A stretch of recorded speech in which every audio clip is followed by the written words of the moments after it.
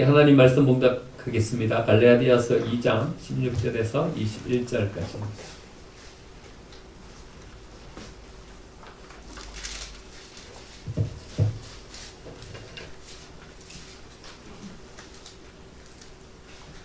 오늘 우리에게 주신 하나님의 말씀은 갈라디아서 2장 16절에서 21절까지입니다. 하나님의 말씀입니다. 사람이 의롭게 되는 것은 율법의 행위로 말미암음이 아니요 오직 예수 그리스도를 믿음으로 말미암는 줄 알므로 우리도 그리스도 예수를 믿나니 이는 우리가 율법의 행위로서가 아니고 그리스도를 믿음으로써 의롭다 함을 얻으려 함이라. 율법의 행위로서는 의롭다 함을 얻을 육체가 없느니라. 만일 우리가 그리스도 안에서 의롭게 되려 하다가 죄인으로 드러나면 그리스도께서 죄를 짓게 하는 자냐? 결코 그럴 수 없느니라. 만일 내가 헐었던 것을 다시 세우면 내가 나를 범법한 자로 만드는 것이라. 내가 율법으로 말미암아 율법에 대하여 죽었나니 이는 하나님에 대하여 살려 함이라. 내가 그리스도와 함께 십자가에 못 박혔나니 그런즉 이제는 내가 사는 것이 아니요 오직 내 안에 그리스도께서 사시는 것이라.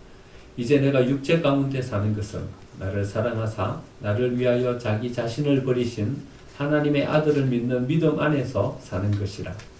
내가 하나님의 은혜를 피하지 아니하노니 만일 의롭게 되는 것이 율법으로 말미암으면 그리스도께서 헛되이 죽으셨느니라. 아멘. 코로나 때문에 많은 사람들이 어려움을 겪고 있습니다. 참 다행스럽게 점점 숫자가 줄어들고 있어서 우리에게 희망이 생깁니다. 전부터 19일까지 좀 우리가 좀 자제하고 조심하자 이렇게 이야기하고 지금 기다리고 있습니다. 여러분 함께 우리 기도해 주셔서 새벽 예배도 또 수요일 예배도 또 오후 예배도 회복되었으면 좋겠는데요. 함께 이번 한 주 열심히 기도해 주셔서 19일 지난 다음부터는 우리가 좀 모든 것을 회복하고 설 수 있도록 함께 기도해 주시면 좋겠습니다. 많이 어려우시죠? 사업하시는 분들도 많이 어려우시고 우리의 삶도 다 갇혀 있다 보니까 너무 답답하고 어렵고 그렇습니다.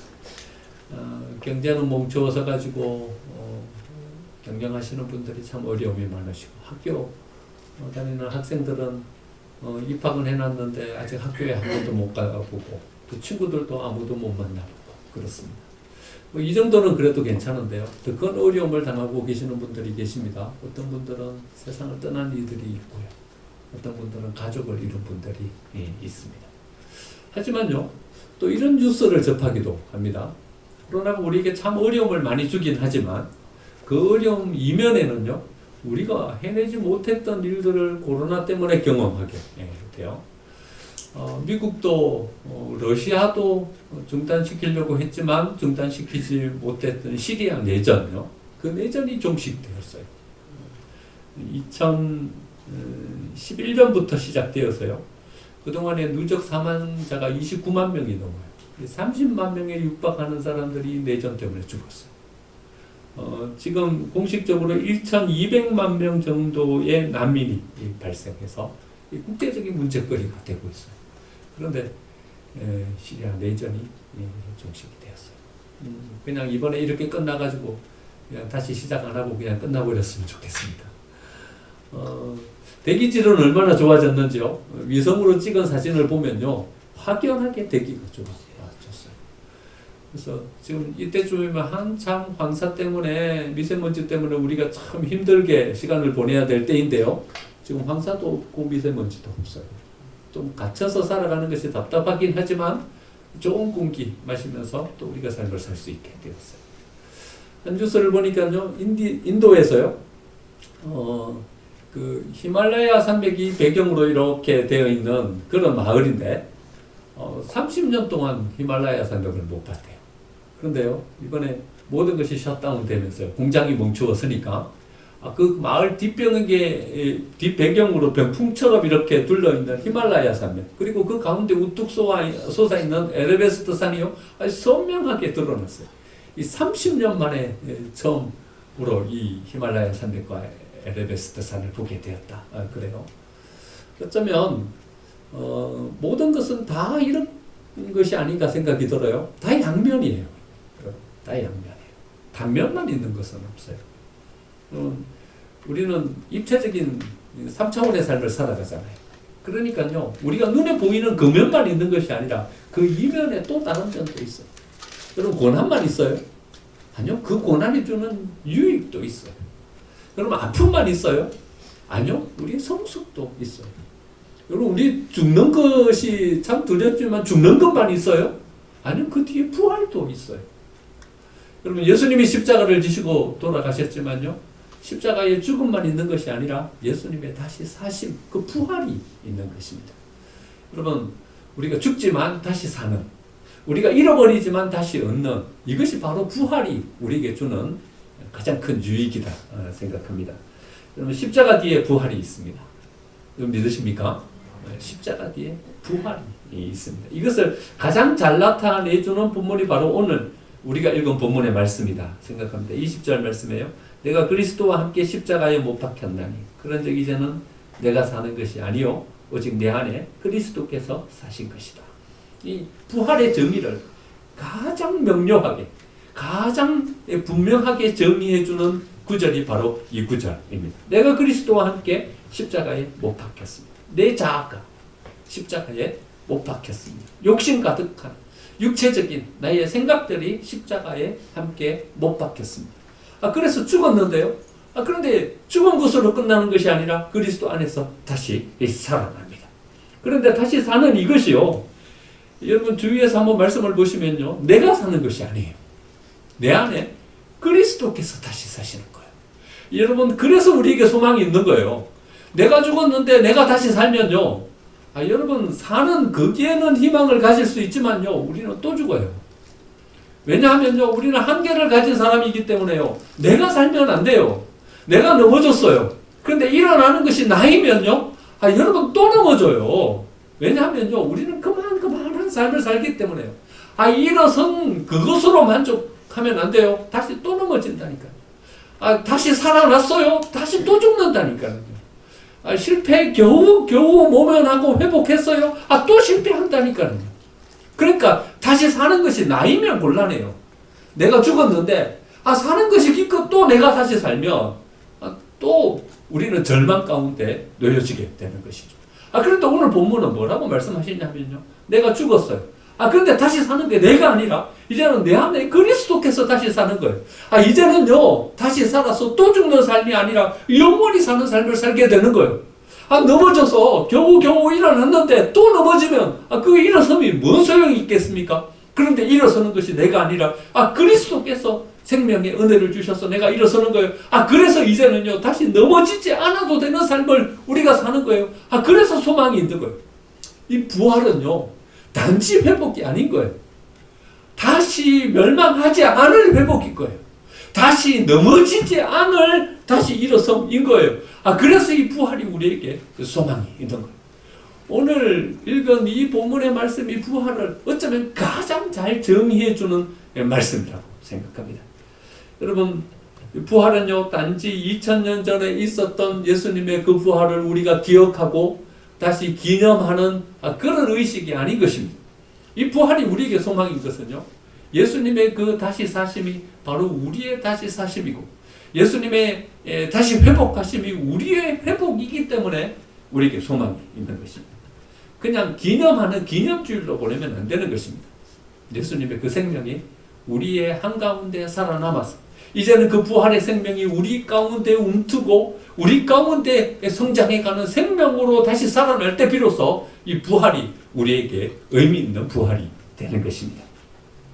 부활절은요, 그냥 추상적인 것이 아니라 실제적인 것이라는 것을 잘 설명해 주는 것이 오늘 16절부터의 말씀입니다. 사도 바울은요, 믿음으로 말미암아 우리가 구원 얻는다는 것을 이렇게 설명하고 있어요. 16절에 우리가 율법의 행위로서가 아니고 그리스도를 믿음으로써 의롭다함을 얻는다. 여러분, 믿음으로 구원을 얻어요. 그렇기 때문에 우리는요, 구원을 얻는 이것을 상당히 추상적으로 생각한다는 거예요. 그렇죠? 믿음으로써 구원이라는 엄청난 것이 주어지기 때문에 말입니다. 우리는 그냥 믿기만 하면 돼요. 그래서 구원이라는 이것이요, 우리에게 그렇게 실제적인 것으로 주어지지 않는다는 거예요. 땀 흘리고 애쓰고 희생하고 그래서 무언가가 얻어지면요, 그 얻어지는 것이 상당히 실제적인 거예요. 그리고 피부에 와닿게 이게 느껴지는 거예요. 그런데요, 나는 별로 한 것이 없어요. 그런데 주어진대요. 그러니까요, 이게 소중한 줄도 모르고요, 실제적인 것인지도 모르는 이런 삶을 우리가 살게 된다는 거죠. 그래서 사도 바울은 이렇게 문제를 제기하고 있어요. 17절에 만일 우리가 그리스도 안에서 의롭게 되려 하다가 죄인으로 드러나면 그리스도께서 죄를 짓게 하는 자냐? 이렇게 문제를 제기하고 있는 거예요. 19절에 내가 율법으로 말미암아 율법에 대하여 죽었나니 이는 하나님께 대하여 살려 합니다. 그러니까요, 우리가 믿음으로써 구원을 얻는 이것은 그냥 추상적인 것으로 주어지는 것이 아니라 우리 속에서 믿음으로 살려고 하는 애씀과 믿음으로 살려고 하는 실험, 이것이 주어질 때 비로소 믿음으로 얻는 그 구원이 우리에게 의미 있는, 살아있는, 생명력 있는 구원이 될 수 있음을 우리에게 말씀해주고 있는 것입니다. 그리고는 20절에 이렇게 말씀하시는 거죠. 내가 그리스도와 함께 십자가에 못 박혔나니 그런 적 이제는 내가 사는 것이 아니라 내 속에 그리스도께서 사시는 것이라고 말씀하는 것입니다. 그러니까 내 속에서 주어지는 이 능력은요, 슈퍼맨처럼 말입니다. 나는 아무것도 한 것이 없는데 슈퍼맨이 와갖고 내 문제를 모두 다 해결해주는 그런 능력을 말하는 것이 아니라는 거예요. 여러분, 영화 보면 슈퍼맨이 와서 모든 것을 다 해결해주죠. 어려움 속에서 막 고난받고 있어요. 슈퍼맨이 씩 날아오는 거예요. 날아와가지고는 그냥 어려움을 싹 해결해줘가지고 그냥 무난하게 모든 삶을 살아갈 수 있게. 여러분, 꼭 우리가 하나님 앞에 구원을 얻는 것이요, 부활해서 새 생명을 가지고 다시 서는 것이요, 여러분, 이런 것입니까? 예수님이 슈퍼맨입니까?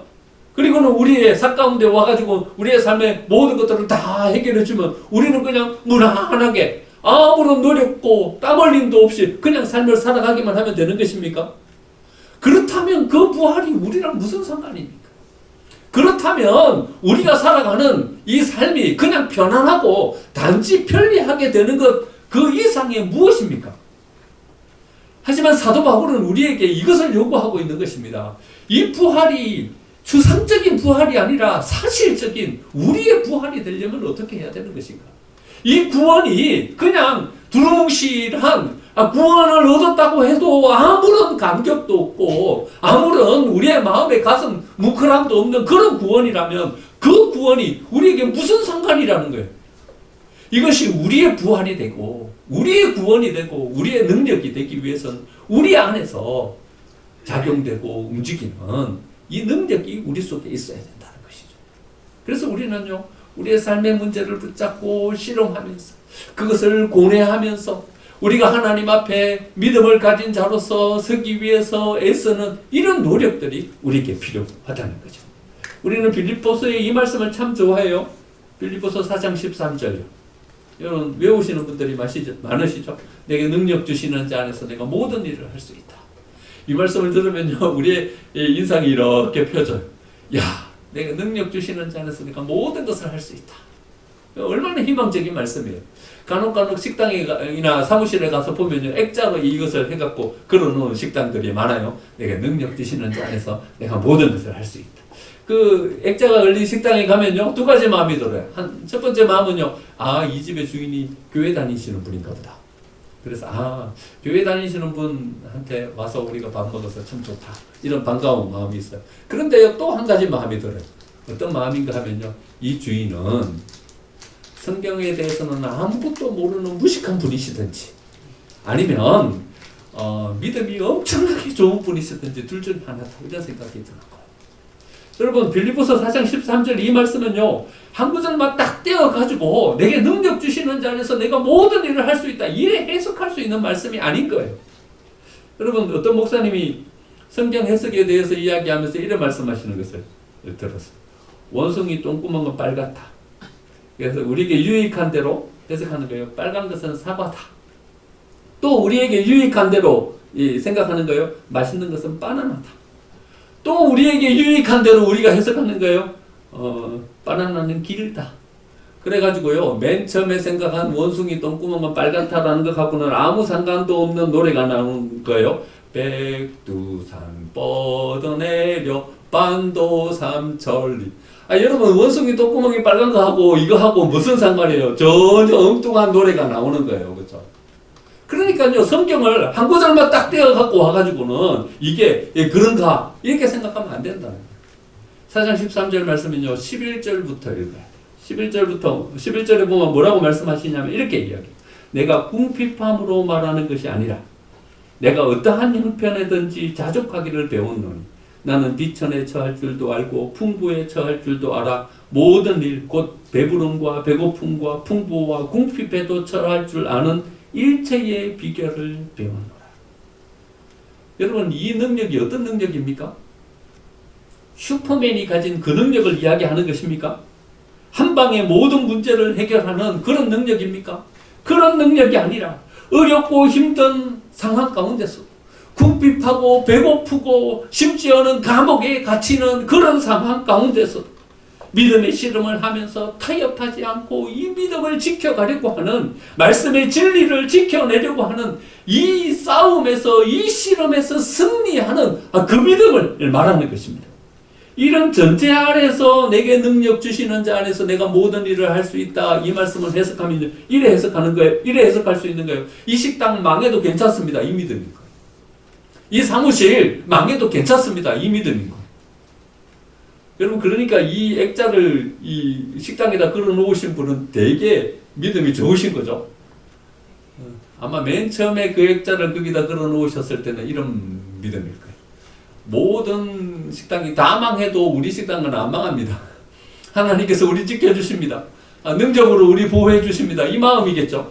그런데 말씀을 제대로 해석하고 보면요, 그 믿음이 아닌 거예요. 모든 것이 다 망해도, 설사 우리의 식당이 망한다 할지라도 나는 두려워하지 않는다. 왜냐하면 망해도 다시 그것을 일으켜 세울 수 있는 하나님의 능력, 그 능력을 나는 믿는다. 그 믿음인 거예요. 여러분, 모든 것이 다 막히고 어려워도, 넘어져도, 설사 내가 모든 것을 잃어버린다 할지라도 내 속에 그리스도께서 다시 사신다. 그래서 그 속에 다시 일어섬이 있고, 그 속에 다시 회복이 있고, 그 속에서 뭔가를 새롭게 시작할 수 있는 희망, 나는 그 믿음을 가지고 있다. 이 믿음인 거예요. 여러분, 그래서 우리는 씨름하는 거예요. 세상의 여러 가지 어려움과 고난과 시험 앞에서 우리는 우리의 믿음을 지켜가기 위해서 씨름하는 거죠. 그 씨름이 뭐예요? 우리가 지난주 우리 고난주간 특세에서 묵상했던 겟세마네 기도인 거죠. 예수님이 인성과 신성을 똑같이 가지셨어요. 예수님 슈퍼맨처럼 십자가 앞에 그냥 아무런 느낌도 없이 그냥 딱 가가지고 십자가를 지신 게 아니었어요. 인성을 가지신 분이니까 두려운 거예요. 십자가 두려운 거예요. 십자가가 너무 힘든 사역이라는 걸 알고 계시는 거예요. 그 십자가를 지기 위한 고뇌의 기도가 있는 거예요. 여러분, 예수님의 고뇌의 기도를 한번 보세요. 얼마나 마음속에 고뇌와 마음속에 어떤 어려움 가운데 그 기도를 하셨던지요. 땀방울이 핏방울처럼 흘러내렸어요. 실제로요, 우리의 어떤 그게 달하면요, 모세혈관이 터져가지고요, 우리의 이 땀구멍에서 피가 나온다. 여러분, 노래하는 가수들 보면요, 고음에서 길게 쭉 빼는 거 보면 막 이렇게 핏발이 막 이렇게 서잖아요. 그렇죠? 그게요, 더 극에 달하면요, 모세혈관이 터져버린다는 거예요. 그래서 이 땀구멍에서 피가 흘러내린다. 예수님의 이 겟세마네에서의 기도는요, 처절한 싸움인 거예요. 처절한 씨름인 거예요. 편한 길을 가기 위해. 넉넉하고 내가 부끄러움 당하지 않아도 되는, 세상과 적당하게 타협해가지고 그래 살아도 되는 그 길 앞에서 내가 십자가의 길을 갈 것인가, 이 편한 길을 선택할 것인가, 그 길 속에서 자기하고의 어떤 처절한 싸움이고 씨름인 거예요. 이 씨름이 있고 난 다음에 십자가가 있는 것이고요, 그 십자가 뒤에 부활의 영광이 있는 거예요. 부활의 영광이라는 것은요, 슈퍼맨처럼 떡 나타나가지고 이런 어떤 겟세마네의 기도나 고민과 고뇌가 없는 그냥 우리 앞에 뚝 주어지는 그것이 아닌 거예요. 저는 천주교에 대해서 상당히 우호적인 생각을 가지고 있어요. 왜냐하면요, 믿음의 뿌리가 같잖아요. 그리고 나중 우리 천국 가면요, 전주교회 다니시는 분이나 우리나 다 똑같이 하나님의 백성으로 하나님을 찬양할 자리에 서게 될 거잖아요. 그러니까 여기에서 그렇게 날 세울 필요는 없는 거예요. 그래서 저는 다른 사람들보다 전주교회에 대해서 훨씬 더 우호적인 생각을 가지고 봐요. 그렇지만 전주교회에 대해서 못내 서운한 부분이 있어요. 천주교가요, 너무 쉽게 기독교의 진리를 내려놓고 타협하는 거예요. 좀 있으면 부처님 오신 날이 되죠. 그러면요, 명동성당 앞에 현수막이 하나 붙을 거예요. 봉주 부처님 오심을 환영합니다. 아니, 왜 명동성당 천주교가 이것을 내걸어야 돼요?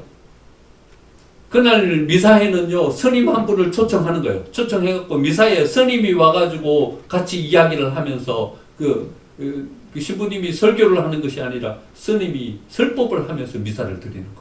그리고 신문에는 대서특필되는 거예요. 천주교, 모든 세상을 끌어안는 포용적인 종교 이러면서 대서특필되는 거. 왜 고뇌가 없어요? 이걸 이래도 되는지. 이래 우리가 내려놓고 모든 것을 그냥 끌어안기만 하면 되는 것인지 왜 고뇌가 없어요? 왜 실험이 없어요? 술 먹고 담배 피워도 돼요. 신부님들 술 먹고 담배 피우고 다 해요. 제가요, 군대 가기 전에 식당에서 아르바이트를 했는데요.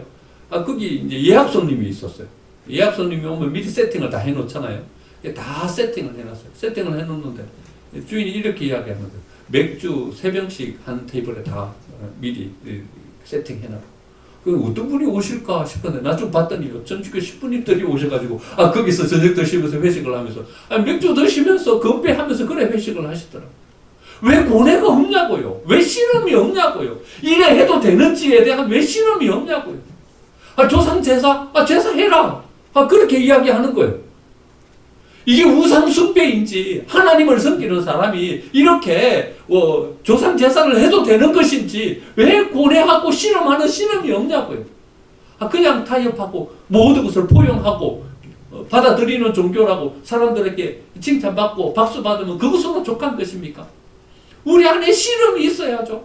이래도 괜찮은 것인지, 이래 허용해도 되는 것인지, 내가 믿음을 포기하고 이 길로 가도 괜찮은 것인지 우리 안에 실험이 있어야 되는 거죠.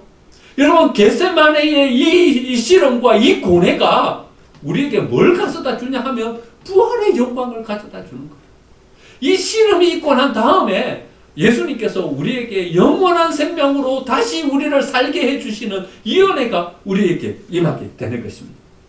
쉽게 타협하고 쉽게 포기하는 것이 아니라 그것을 붙잡고 실험하는 겟세마네가 우리의 삶 가운데 있을 때 비로소 우리는 부활의 영광을 누릴 수 있게 되는 것입니다. 지금 여러분 가운데서도 이런 겟세마네의 시간을 보내고 계신 분들이 있을 줄 압니다. 갈등 가운데, 우리의 삶 가운데 고뇌하면서 신앙으로 그것을 붙잡고 실험하면서 고민하면서 믿음의 실험을 가지면서 가지는 여러분들에게 하나님께서 부활의 능력으로 다시 살게 해 주실 줄 믿습니다. 바울이 발견한 일체의 비결이 바로 이것인 것입니다. 내가 살면요, 죽으면 죽는 거예요. 하지만요, 이 믿음을 가지고 살면요, 우리 속에서 다시 그리스도께서 사시는 삶을 우리가 살아가게 되는 것입니다. 성경은요, 이것을요, 우리의 이김이라고 이렇게 표현하고 있습니다. 사도 바울은요, 고린도전서 15장에서 성도의 부활을 이렇게 표현합니다. 고린도전서 15장 52절 보면요, 나팔 소리가 나매 죽은 자들이 썩지 아니할 것으로 다시 살고 우리도 변화되리라. 54절 썩을 것이 썩지 아니함을 입고 죽을 것이 죽지 아니함을 입을 때에는 사망을 삼키고 이기리라. 이김으로 이렇게 표현합니다. 성경에서는요, 이기는 자라는 개념을요, 상당히 중요한 개념으로 신약 성경에서 이야기하고 있습니다. 이기는 자라는 개념은요, 세상에서 우리가 쉽게 이야기하는 것처럼 무력으로, 힘으로, 완력으로 이기는 그런 이김을 말하는 것은 아닙니다. 우리가 어떤 가치관을 가지고 이 세상 가운데 살아갈 것인가에 대한 이야기를 주고 있는 것입니다. 요한복음은요, 예수님의 살아계실 때의 어떤 주신 말씀과 기적을 기록한 책이죠. 하지만 공간복음서랑 달리요, 요한복음은 아주 후대에 AD 80년경에 기록되었어요. AD 80년 경이 어떤 시간이었냐면요. 초대교회로서는 너무나도 힘들고 어려운 기간이었어요. 80년대, 90년대 이 20년 동안의 기간이요. 초대교회에 주어진 가장 극심한 어떤 절정의 박해의 시간을 보내고 있는 때였어요. 그래서 사도 요한은요. 공간복음서에서는 기록되지 않은 예수님의 하신 말씀을 기억해서 그게 기록하고 있어요. 16장 33절 말씀 보면요. 이것을 너희에게 이르는 것은 너희로 내 안에서 평안을 누리게 하려 함이라. 세상에서 너희가 환난을 당하나 담대하라. 내가 세상을 이기었다. 승리, 이기는 자로서는 하나님의 백성들을 이야기하는 거예요. 사도 요한은 이후에 90년대에요. 더 극심한 대립과 더 극심한 핍박을 받고 있는 교회들에게 요한 1, 2, 3서를 기록하면서 이렇게 이야기해요. 요한 1서 2장 13절 아비들아 내가 너희에게 쓰는 것은 너희가 태초부터 계신 이를 알았으며 청년들아 내가 너희에게 쓰는 것은 너희가 악한 자를 이기었으며 14절요 하나님의 말씀이 너희 안에 거하시면 너희가 흉악한 자를 이기게 되리라. 승리, 이김을 이야기하는 거예요. 여기에서 말씀하고 계시는 이 이김은요 우리가 세상적인 가치, 세상적인 생각들 속에 우리 하나님이 우리에게 주신 이 말씀의 가치를 가지고 어떤 실험을 하고 이 가치관을 어떻게 지켜가고 믿는 그리스도인으로서 우리가 어떻게 살아갈 것인가에 대한 어떤 그 이김을 이야기하고 있는 것입니다. 고린도전서 15장에서 바울이 이야기하고 있는 이 죽음을 이긴 부활과요 요한 사도가 이야기하고 있는 이 이김을 비교 연결시켜 보면요 우리가 부활 신앙을 가지고 살아간다는 것은요 곧 우리가 우리의 삶 가운데서 접하게 되는 여러 가지 세상적인 가치관들 속에서 우리가 거기에 동화되지 않고 우리의 믿음을 지키고 세워가는 자로서의 삶을 사는 것을 말합니다. 우리를 영원한 부활로 다시 살게 해 주시는 것은요 하나님의 몫이에요. 우리가 믿음을 가지고 서면요 하나님이 우리를 영원한 부활로 다시 살게 해 주실 것입니다. 하지만 우리 몫이 있어요. 우리 몫은요 여기에서 열심히 믿음의 실험을 하면서 우리의 삶을 지켜가는 것입니다. 고난주간을 보내면서요 저는 교회 오빠라는 영화를 다시 봤어요. 극한 고난 가운데서도 믿음을 지키기 위해서 애쓰는 오은주 집사, 이관희 집사 이 두 부부에 대한 이야기죠. 우리 오후 예배 때 한번 이 영화 본 적이 있습니다. 딸 소연이를 낳고요 조리원에서 나오는 날 남편 이관희 집사가 대장암 사기 진단을 받게 돼요. 그 다음 해 5월 달에 아내인 오은주 집사가 림프종 사기 진단을 받아요. 남편이 12차례에 걸치는 항암 치료를 받고 있는데요. 시어머니가요. 그 중압감을 이기지 못하고 극단적인 선택을 해서 세상을 떠나요. 항상 고난은 이렇게 겹쳐서 오나 봐요. 너무나도 힘겹고 너무나도 어려운 상황 가운데서도요. 이 두 부부는요. 믿음을 지키기 위한 처절한 싸움을 하면서 가는 거예요. 자기는 대장암, 아내는 림프종. 여러분 사귀면 가능성이 없잖아요. 그렇죠? 이제 돌 지난 딸, 그 아이를 바라보면서 이 어떻게 하면 믿음을 포기하지 않고 믿음으로 이 모든 것들을 이겨갈 것인가 처절한 싸움을 하는 거예요. 이렇게 기도해요. 하나님, 제가 암이라는 질병도 주님이 주신 축복으로 생각하고 지금 잘 견디고 있는데 어머니가 돌아가시니까 극단적인 선택을 이렇게 기도하는 거예요. 하나님 제발 저를 좀 시험하지 말아주세요. 시험하지 말아주세요. 지금까지 내가 믿음을 지키면서 견디면서 나오고 있는데 혹시 내가 이 어려움 앞에서 믿음을 놓으면 어떡해요? 내가 이 어려움 앞에서 내 이 믿음을 포기하면 어떡해요? 하나님 제발 저를 좀 시험하지 말아주세요. 울부짖으면서 기도하는 거. 그러면서 말씀을 나누면서 이렇게 큐티해요. 질병이 주는 두려움 속에서 우리 절망하지 말자.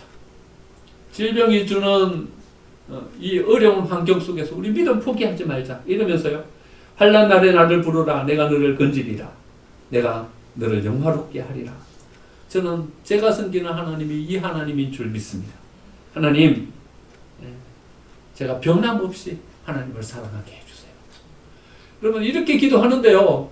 막 제가 마음이 막 미어지는 것 같더라고요. 하나님 어떤 환난이 와도 제가 주님을 변함없이 사랑하는 사람이 되게 해주세요. 그럼 어째 이런 기도를 해요? 하나님 저를 낫게 해주세요. 이 기도가 아니라요. 하나님 우리 딸, 우리 둘 다 죽으면 어떻게 해요? 우리 딸 지켜주세요. 이 기도가 아니라요. 어떤 환난이 닥쳐와도 내가 변함없이 주님을 사랑하게 해주세요. 이 기도를 드리고 있는 거예요. 여러분, 고난이라는 하나하나의 상황이 쓰나미처럼 그 두 부부를 덮치고 있지만요, 그 두 부부는 다리를 굳세게 세우고 믿음의 자리에 서서 그것을 한 몸으로 받으면서 믿음의 씨름을 하면서 그 속에서 믿음을 지켜가고 있는 그 두 부부의 모습을 봤습니다. 결국 승리하죠. 이관희 집사는 세상을 떠나지만요, 저는 진정한 승리자라 생각합니다. 여러분, 죽으면 지는 것입니까? 예수님은 우리를 다시 살게 해주시는데요, 믿음을 포기하지 않고 하나님을 향한 사랑을 조금도 식어지지 않고 그 믿음을 지켜간 그들이 진정한 승리자이지 않습니까? 부활신앙을 가지고 믿음의 씨름을 하고 고뇌하고 믿음을 붙잡고 살아가는 사람에게요, 하나님은 하나의 약속을 우리에게 주십니다. 내가 그리스도와 함께 십자가에 못 박혔나니 그런 적 이 다음이 우리에게 주시는 약속의 말씀이에요. 내가 사는 것이 아니요 내 안에 그리스도께서 사시는 것이다. 하나님이 우리에게 주시는 약속은요, 내 안에 그리스도께서 사시는 것입니다.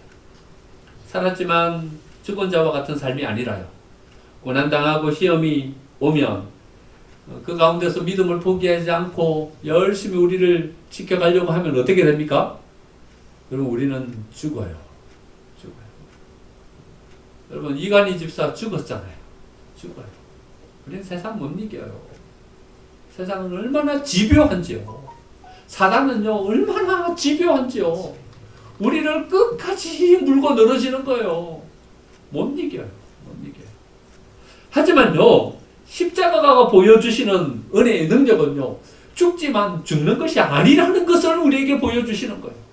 고난당하지만 그것이 다가 아니라는 것을 우리에게 보여주시는 거예요. 죽지만 다시 살아나는 이 부활의 능력을 우리에게 보여주시는 거예요. 우리가 지지만 진 그것으로 게임이 종료되는 것이 아니라 다시 우리를 일으켜 세우시는 하나님의 부활의 능력, 그 후반전이 기다리고 있다는 것을 우리에게 보여주시는 것이 바로 이 부활의 은혜인 거예요. 여러분, 죽으면 죽는 인생이 아니라 그리스도께서 우리 안에서 다시 살아나시는 인생 살아가는 여러분들이 되시기를 축원드립니다.